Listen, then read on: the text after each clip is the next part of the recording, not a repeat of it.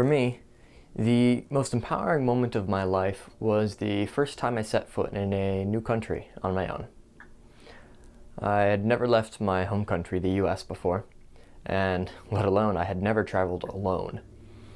And yet I'd always wanted to go traveling, but I was always too scared to do so, because people always say that traveling is one of the greatest things that ever happens to them. But the hardest part, the scariest part, is actually just getting there.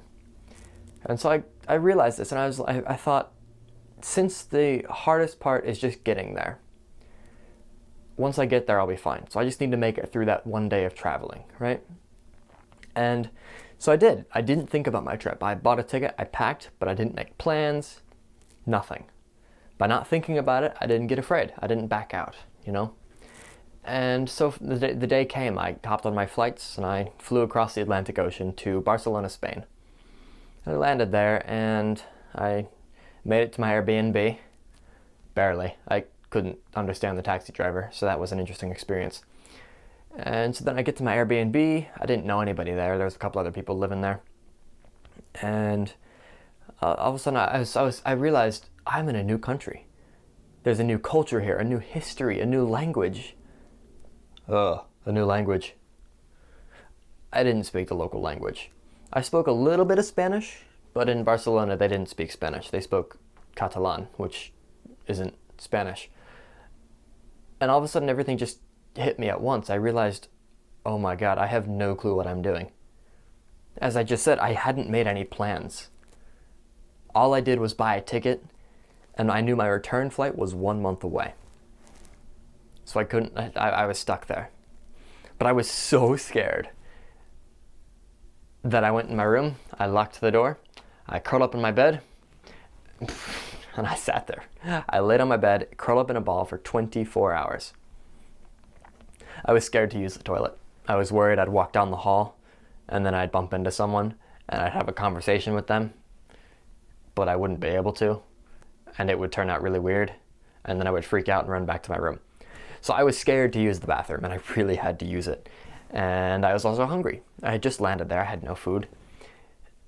Oh, it was a scary time.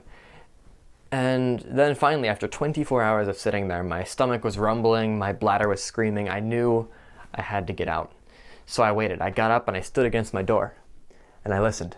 And I waited till I was sure everyone was either gone or sleeping or gone.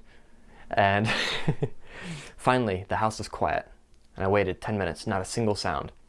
So I opened the door, I looked around, and then I ran to the bathroom, and then I ran back, and then I closed my door, and then I was safe again. And then my stomach rumbled.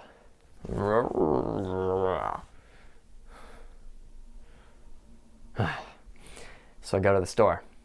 It was 2 blocks away. I just bought a couple things that I recognized, I checked out, and I left. I made sure not to talk to anyone. The lady checking me out, she said something to me. To this day, I don't know what she said. I have no clue what she said. And then I went home, and I made a little bit of food, and then I went to bed. And then I woke up the next day, and I was hungry, because I didn't buy that much food. I was too scared to stay in the store for very long, so I had to go back to the store. But I recognized the store. I was familiar with it, so I knew the way to the store. I knew the way around to the store.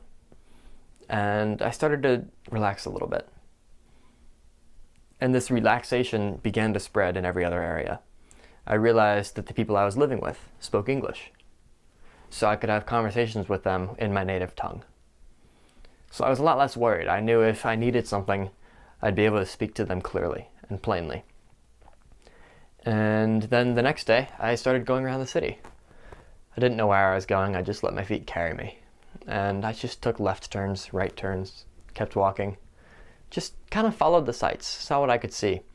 And I bumped into someone, and I made a friend. And then the next day, I made another friend. And the next day, I made another friend. And 1 month later, I flew home not wanting to leave. I flew home with twice as many friends as I had ever had in my entire life. Today, to this day, right now, I have friends in 24 countries. I talk to them as if they're my best friend, as if they live just down the street. And it's amazing how by realizing how big the world is, it became a little bit closer for me. And so that is the story of the most empowering moment of my life. The time that I dropped everything and traveled alone to a new country I'd never been to, curled up into a ball, and then slowly, eventually, came out of my shell.